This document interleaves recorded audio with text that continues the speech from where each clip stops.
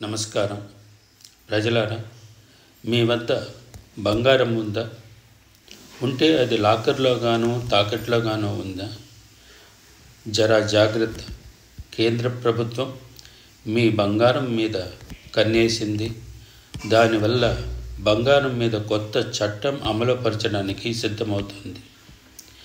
ఇంతకీ ఈ కొత్త బంగారం చట్టానికి లాకర్లో ఉన్న బంగారానికి ఏమిటండి ముడి అంటున్నారా? అదేనండి కిటుకు. ఆ కిటికేమో ఇప్పుడు చూద్దాం. అది చూసే ముందు ప్రజలారా, మిత్రులారా, శ్రేయోభిలాషులారా, నా వీడియోలు అందరూ చూస్తున్నారు, కానీ కొద్దిమంది లైక్ చేస్తున్నారు. దయచేసి అందరూ లైక్ చేయండి. మీరు ఒక్కరు లైక్ చేస్తే 10 మందికి ఈ విషయం పోయి చేరుతుంది. అలాగే మీకు నా వీడియోలు నచ్చినుంటే షేర్ చేయండి, సబ్స్క్రైబ్ చేసుకోండి.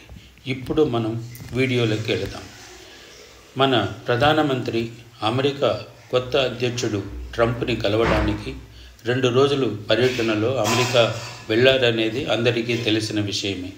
అయితే ఈ కలయిక అంత సుముఖంగా లేదని, ఏ విషయంలోనూ అధ్యక్షుడు ట్రంప్ దిగి రాలేదని విశ్వసనీయత వర్గాలు అనుకుంటున్నాయి. మరి మన ప్రధానికి కొత్త ఆలోచనలు మొదలైంది. మన దేశ ఆర్థిక స్థితి ఎట్లా మెరుగుపరిచేది అనేది ఆలోచనలో పడ్డారు ప్రధాని నరేంద్ర మోడీ. దీనికి కారణం లేకపోలేదు. అదేమిటో ఇప్పుడు చూద్దాం.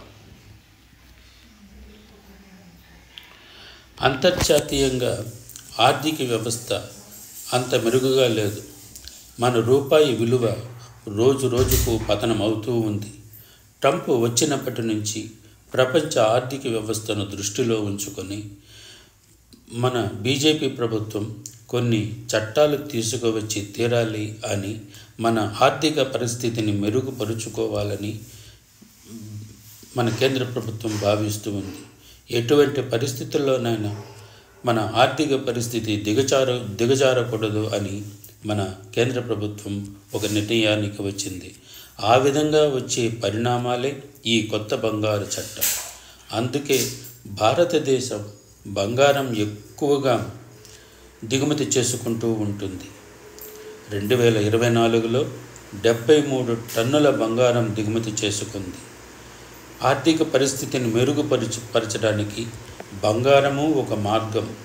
మన రూపాయి విలువ మెరుగుపరచడానికి ప్రజలు బంగారం లాకర్లో ఉన్నదంతా ప్రభుత్వం స్వాధీనం చేసుకోవాలని ఒక ఆలోచనలో పడింది. అయితే ఈ స్వాధీనం చేసుకోవడమా, లేదు ప్రజలే స్వచ్ఛందంగా వచ్చి వారికి ఏదైనా గిఫ్టులు ఇచ్చి వారే స్వచ్ఛందంగా వచ్చి ప్రభుత్వానికి బంగారాన్ని అందియడమా? ఏది చేస్తే ప్రజలు మన మీద దేశభావం ఉండదు అని ఆలోచిస్తూ ఉంది మన కేంద్ర ప్రభుత్వం, బీజేపీ ప్రభుత్వం. అంటే ప్రజలే స్వచ్ఛందంగా ఇచ్చేటట్ట లేక ప్రభుత్వంగా తీసుకునడమా అన్న ఆలోచనలో పడ్డ కేంద్రం ఏదైతే బాగుండును అని మీ కామెంట్ రూపంలో తెలపండి. దయచేసి నా వీడియోలు అందరూ చూడండి. Thank you.